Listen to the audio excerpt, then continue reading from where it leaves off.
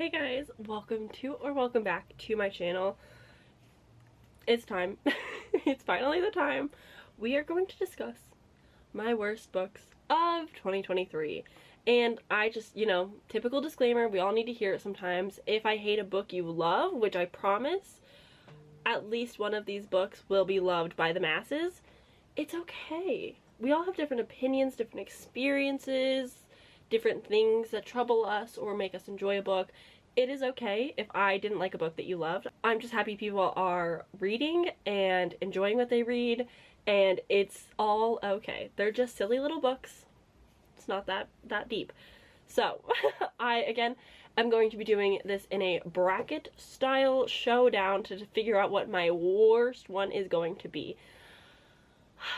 I have a couple ideas of what it might be, but I'm not really sure. So let's just jump right into it. Let's just talk about it. There are less books on my worst list than there was on my best, which means maybe this will be a shorter video. Who knows? Also, when I say these are my worst, they're mostly 2 stars. I don't really give out 1 stars very often. 1 is meant for like offensive, bad, just didn't like everything about it I really disliked. Some of these were even like 2.5, 3 stars that I just really didn't like. So my rating doesn't make sense. It's okay. So first thing on this is The Court of the Undead by F.M. Anden.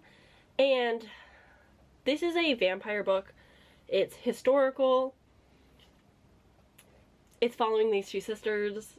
It's quite forgettable. I read this as an ARC from NetGalley, which, like, I appreciate. I read it with my... Actually, I listened to a lot of it because I learned that NetGalley can play in, like, the Siri voice, but you can speed the Siri voice up and, like, it's not so bad. So I did do that because I was having a really hard time getting into the story, and I didn't like any of the men. I didn't like the weird romance, maybe will they, won't they type of situation. Like, all of it just felt a little bit predatory and just, like, weird and gross to me personally. Which is funny because people that read the ARC gave this like 2 stars, 1 stars, 3 stars. But the girlies that love it. And I just like don't know like if I read a different book. Like, you know that feeling when like you read something but everyone's like raving about it and you're like, did I get confused? Did I read the same thing? What's going on? That's kind of how this left me feeling. Okay, next is Midnight is the Darkest Hour by Ashley Winstead. I don't know how to talk about this book. I read this for the Literally Dead Book Club, and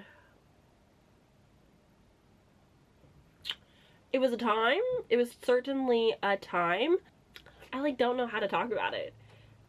It's like a romance, contemporary, suspense, culty, Bonnie and Clyde Twilight fanfic. I don't know. It just was weird. It was so weird. And like, I think it did what it was trying to do. It set out at an objective and I think it nailed it. I just like, it made me like uncomfy and like weird and I just like don't know. Okay, next is There Will Come a Darkness by Katie Rose Poole. And this was fine. This is one of those books that like in one ear, out the other. I just didn't, there were so many characters and I just was not able to tell them apart easily, and I was just very lost for most of the story and I just couldn't connect to anybody. I didn't care what was going on. I think just 5 main character POVs not together, it just like it wasn't working for me, Okay, continuing. House of Marion by J.L. This is young adult. It's so much happens but yet nothing happens all at the same time. It's also kind of like a weird forced romance, but I did enjoy the love interests together. But this is following a girl who goes to this like magical boarding school. You don't really know what happened with her and her mom and like their past and like people looking for her, but like things get weird and so she ends up at the school, but like her grandma runs it. It was just like a really weird time. It didn't make a lot of sense to me. Nothing was interesting, gripping. I didn't care about the school or these characters or the magic system. Like, nothing captured me. That's gonna be a theme with a lot of these books. It's just like, it did not interest me. Something in it just, I didn't connect. And I need that in my stories. Next we have The Salt Grows Heavy by Cassandra Claw. Did I say Claw? I meant Caw. This is no longer an author I think I'm going to try to read, which really pains me because every time I hear the pitch of a new novella, I get so excited, and then I read it and I'm just like let down because the expectation just did not meet the actuality of it, and it just bums me out. The Salt Grows Heavy is about like this mermaid and the plague doctor and like their weird magic time together, and like it wasn't bad. I know some people actually did really enjoy this. I think that it was having conversations that just didn't click with my brain. I think October was a weird reading month for me. So I just don't know. Okay, next on here I have A Haunting on the Hill by Elizabeth Hand, and I can tell you right now, this is a very strong contender for being the worst book. I was so disappointed, so let down by this. And I know that it really works for some people, but I think reading The Haunting of Hill House by Shirley Jackson, and then reading Elizabeth Hand's book, where it is in canon to the Shirley Jackson universe, it is the same house.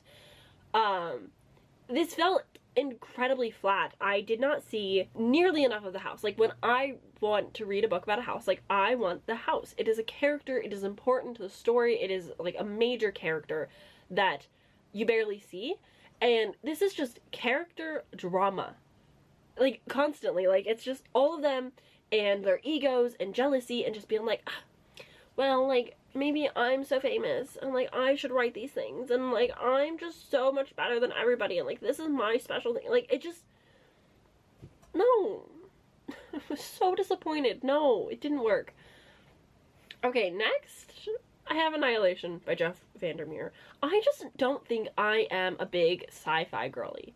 I read this for Aurelium for one of the prompts, and it was just like one of those things, like it was on my shelf, but I wasn't super excited about it, and I listened to the audiobook. It was fast, it's a very short book, and I just didn't care, you know? Like, it just didn't work for me. Sci-fi is one of those like very hit or miss type of genres. I have not explored it a whole lot. Often when I do explore it, I'm just not that interested, and like science is not my favorite. So it just didn't really work for me. I wasn't super interested. Okay, next we have Earth's Lair. This is the second book. This is short, I think novella, like paranormal romance. This one basically ended in a pregnancy and I was done. like I started the first book, again, I read them for Aurelium, so I read the first book, it was meh, it was fine, and then I read the sequel, and then it ended in a pregnancy, and I was just like, ugh, gross, I hate it here. I just don't like pregnancies in my book. I don't want to read about it, even if it's a magical, weird thing going on. It's just not for me. But hey, if that's something you're interested in, I don't think it was like badly written. The audiobooks were like okay. It was just very okay experience. Okay, next on the list is The Carnival of Curiosities by Amy Gibbs. Now I'm gonna be honest, I don't remember this one anymore, like at all. I remember this had elements of horror, I think. I don't know. I'm getting this confused with The First Bright Thing, which I did actually enjoy a lot more. So I don't know. I don't remember. It's forgettable. I apparently did not like it. I gave it 2 stars. I read it in a vlog somewhere on my channel. So like I know that I have a Goodreads review for this. I read a book this year? Oh no. Few bells. Okay, for a debut, I think it's pretty good. I like the writing, but sadly not the audiobook narrator. The synopsis of the book doesn't kick off for so long that I could not get invested in these characters and what was going on. This felt too long to be able to hold my attention, and I found myself bored even though there's so much happening. Atmosphere was very well done, and again, I needed more of the characters, and honestly, a more original story. This was The Greatest Showman meets Moulin Rouge meets The Devil Went Down to Georgia, with a sprinkle of The Night Circus, and it was just too much. The sequel baiting ending also annoyed me a bit. I don't think I'd continue with these characters, but I would be interested in future work from this author. There you have it. Sometimes I do actually review books on my Goodreads. It's wild. Okay, next we have Wayward. this is magical realism following 3 women in 3 different timelines. It's witchy, but it really wasn't witchy, and I think that was what really disappointed me when I picked this up. It just, the cover is so stunning. I was so sad. But I know I'm definitely not alone. People love this, people dislike this. A lot of people that I watch also did not enjoy this, and it was on their worst. So I know that I am grounded in my feelings about it. But it just lacked everything for me. I just didn't enjoy these characters. It wasn't witchy enough for me. So I do think Wayward might make it up here. Again, I'm going to randomly slot them in so they're not just duking each other out right off the bat. Okay, next we have All the Dangerous Things by Stacey Willingham. And this one was just so boring and just like, what was the point? Oh, okay. Thank you. But just like, what was the point? I was bored. It didn't feel very original. It was domestic thriller. This was like on the Goodreads, like best of 2023 halfway through the year. And I'm just like, why? But why? What does this do? I just didn't care. It was marriage drama type of thing, like divorcees or something with like their kid. And I just like could not. Didn't care. Okay. The next one could be definitely on the list. So it's I Have Some Questions for You by Rebecca Mackey, which I've heard people loving this author and this just not being quite the right book. So I am tempted to maybe try them again just because the writing was fine. I didn't care about the story or enjoy it or like it until the like last third or so when it picks up on like courtroom drama. Then I was like, ooh, okay, this is kind of interesting. But to take that long to build up to it, I just still didn't care about what was happening or what the outcomes were going to be, and I was just bored. This is supposed to be like a dark academia teacher teaching a class on journalism or creative writing or something, but like they're solving a case, but like she was somehow involved. It was like her friend. I don't know. It just didn't work for me. Can I help you? So maybe. Next we have The Devotion of Suspect X. This was 2 stars for me because I really like the beginning when we were with this family and getting to see like what this true crime case is going to be. This is the 3rd book in a series, but this was the first one translated to English just as a Japanese author. And so I didn't know what this was going to be. I read this again for the Literally Dead Book Club. Didn't know what it would be. I had no idea. I was like, what's going on? But then I found out like it's a detective story, which totally makes sense. And I didn't like it then. Like once it got to like that point, I just didn't care. Crime thrillers, crime suspense, not really something I'm interested in. It just like bores me a little bit. I don't want to follow detectives in my books too often. Especially like this is just like your traditional, like my grandparents would read this kind of book. Not my favorite, but it does a lot of good things. The live show discussion was really well done, and I think that they said everything's correct. Like, I think it's a good book. It just didn't work for me. Okay, the next on this list is the poetry book, Milk and Honey. This is just so of its time. It is just so cliche, dare I say, basic. It's like every Tumblr post from 2012. Like, it just is that. And it's not necessarily a bad thing. It just isn't the poetry that I was really looking for. I was trying to be in my poetry girly era, and I picked this one up, and I was just like, I feel nothing. It's just fine. But I think if I read this in middle school, I'd probably be like, this is injected in my veins. This is so good. So, of its time. Next, I've got Silver in the Wood, which is hilarious because this has been on some people's favorite books of the year. And they've really enjoyed it. So I'm the problem. It's me, I think. This just is it's the first book in the novella duology, and I preferred the second book over the first one.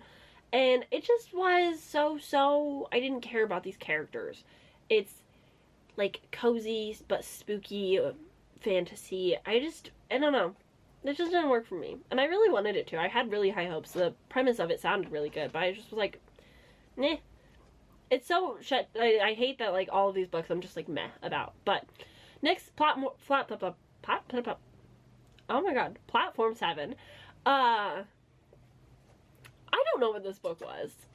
I read this for my really big project of reading Backlist Literally Dead Book Club picks, which I spent like a whole year working on that video. So if you haven't seen it and you would like to, I would really appreciate the watch because I put a whole year's work into that. But Platform 7 is like this weird ghosty thing where you're just learning about this dead woman's past and like leading up to her death and this toxic relationship she's in. That's really what it is. It was strange. It was like, okay. Like I don't have a lot of thoughts and opinions on it anymore. It was just like, what is this? I don't get the point. Okay, next one I don't want to talk about for very long because the girlies love it. And I don't want the fantasy romance community to hate me because I do enjoy fantasy romance, you know? Daughter of No Worlds by Carissa Broadbent. Let's remember that Serpent in the Wings of Night is really good and I really enjoyed it and I really liked it. Okay? I'm not like not a fan. I just didn't like this one. I hated the romance.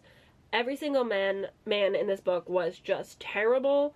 And so when we meet the love interest, like he is bottom of the barrel, bare minimum decent guy. Like isn't anything extraordinary. It's a mentor to mentee to lovers, which isn't really my favorite. It just has like a weird power play dynamic going on that just like, you know?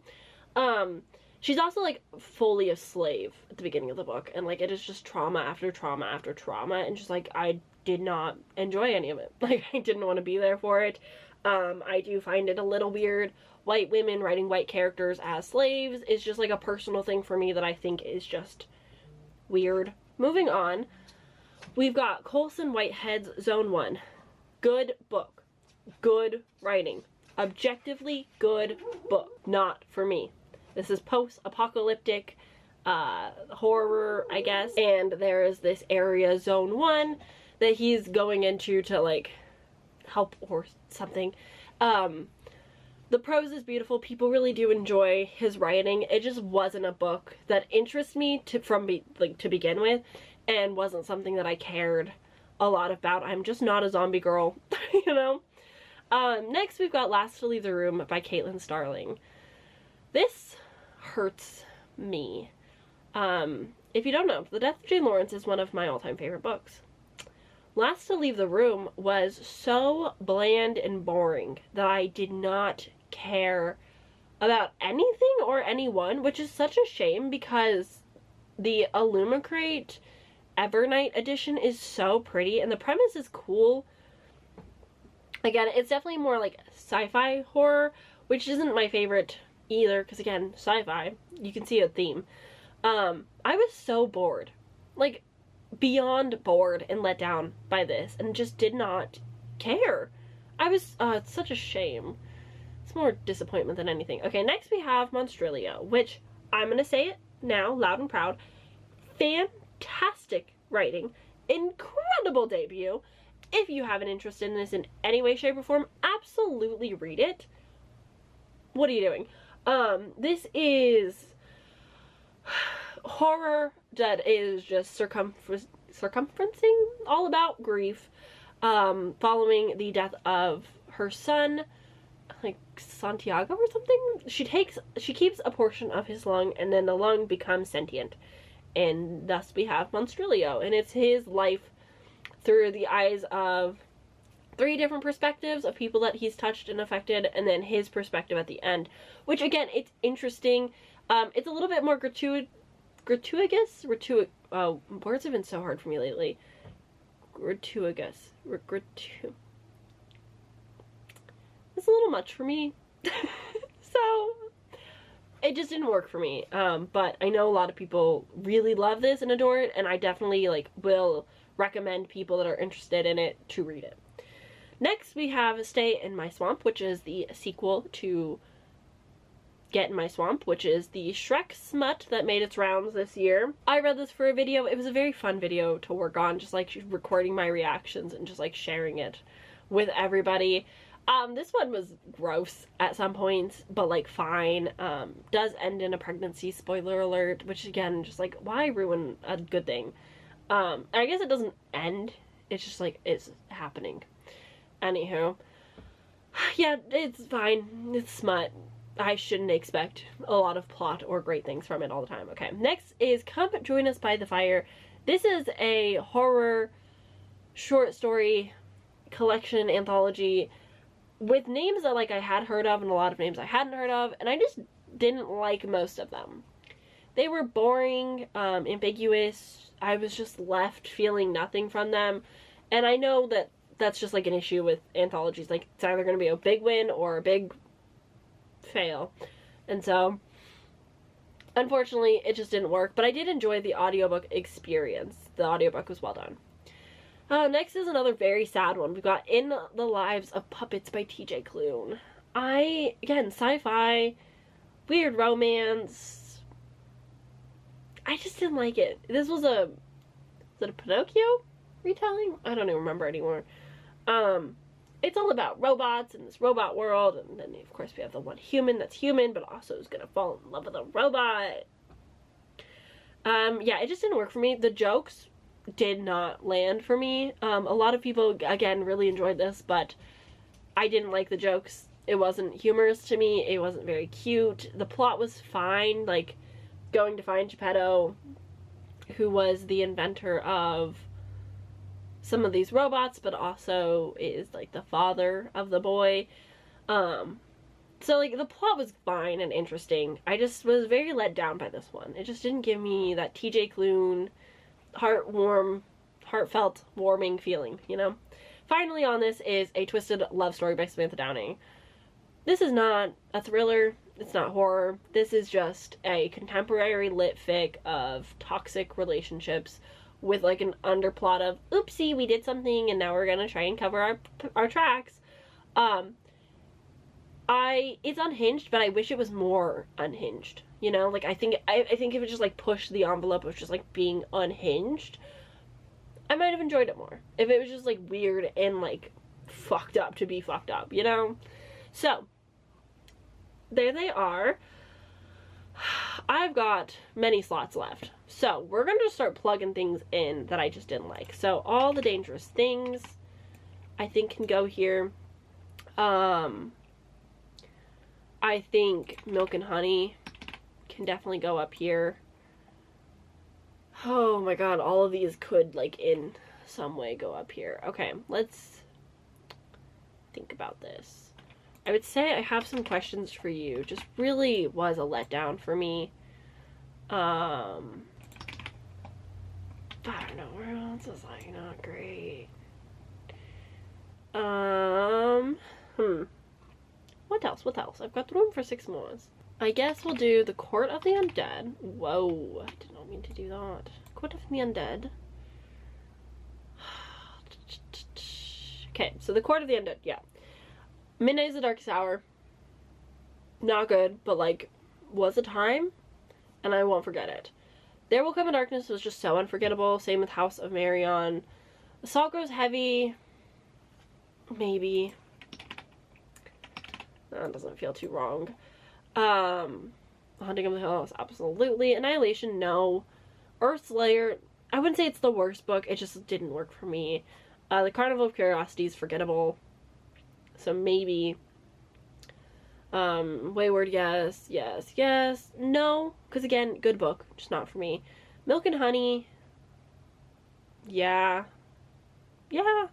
Silver in the Wood, Platform 7, those were just like fine again. Daughter of No Worlds, yes. Zone 1 is like too good to be on the worst, you know? So I guess last to leave the room for the absolute disappointment that it gave me. Monstrelia is just like too good. I guess Come Join Us by the Fire because meh. And In the Lives of Puppets, I'm so sorry, TJ Klune. And I guess Carnival of Curiosities because it's like, how can you be this bad, you know? Okay. Now is the fun part, isn't it? The bracket. Bum bum bum. At least this video will go by quicker. Okay. Milk and Honey versus A Haunting on the Hill. We already know who the winner objectively might just be because this was bad. It was just so disappointing and bad. Okay, Wayward versus I Have Some Questions for You, simply because of the courtroom ending of I Have Some Questions for You. I'm gonna put Wayward as the worst just because I didn't like anything about it. Okay, All the Dangerous Things versus Daughters of No Worlds. These are very different books.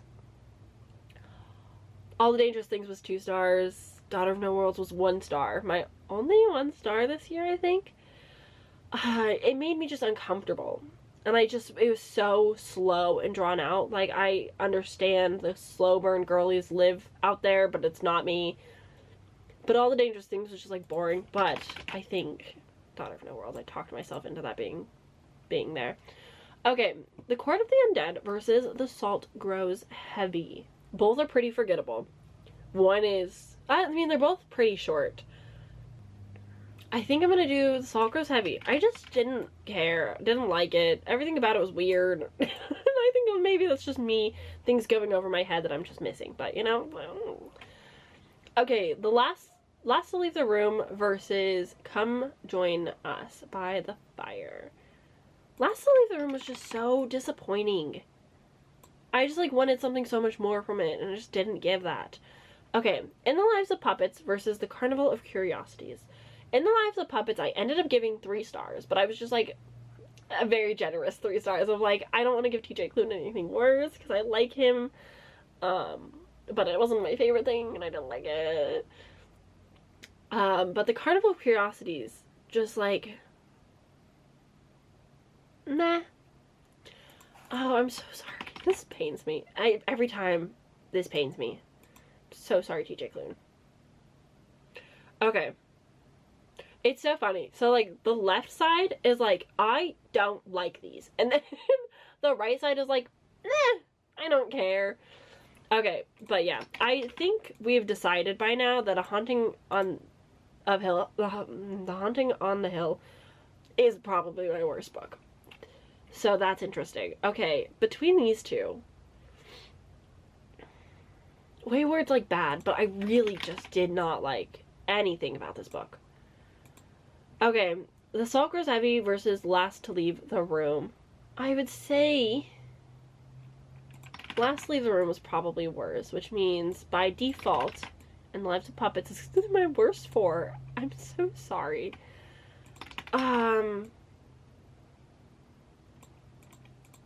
Wow, this is so crummy. Like, Caitlin Starling, I really enjoy. Yeah, that feels accurate, though. Who would have thunk? So sorry to Caitlin Starling and TJ Klune, authors who I've loved works from previously, just not succeeding well with their 2023 releases, in my opinion. I'm so sorry. If you enjoyed these, I'm so happy for you, truly. I'm sorry to Carissa Broadbent fans. Again, I liked one of their books. I think it hurts more when I've previously enjoyed one of their books, and then I read something else, and I really don't like their other books. And that's gonna happen. Like, not all authors are gonna be wins every single time. Like, yes, there's the few gems, like Erin A. Craig, who, like, I just, by default, am going to love. But that's not normal. And that I need to accept and, like, say that's gonna be okay. Like, it's okay not to love every book that they always come out with. It hurts me, but it's okay. So, I guess this is my ranking for the worst book of 2023. I think A Haunting on the Hill does deserve it because it was just boring and drama, and it was just like, there was so little scares, the magic was unexplained, the ending was just bleh. Everything about it was just like, I don't care. I did not enjoy anything about this book. So, I do agree, which is funny because most of the year I was like, Daughter of No Worlds is the worst book I've ever read. But it's not. I was just being very dramatic at the time because I was so disappointed. But I stand by this. Hands are washed. I've done the dang thing. What was your worst book of the year? Let me know in the comments down below. Did you really love any of these? Let me know why. It's okay. I love to hear why people love books. It's so exciting and interesting to me. But I'm also sorry if you disagree, and I hope your feelings aren't hurt too bad, but also, it's okay. I promise. So, thank you for watching. Give this video a thumbs up if you enjoyed, like, and subscribe, do all the YouTube things. I never say these at the end of my videos. It's bad practice. Anyway, thanks for watching and hanging out. I will see you guys Sunday with another video, maybe Saturday. I'm sitting on a lot of videos. There's a lot of backlog. There's a lot of things that need to be done. So I will see you maybe Saturday, if not Sunday for sure. And I love you like a friend. Bye. That was totally Kayla's outro. Bye!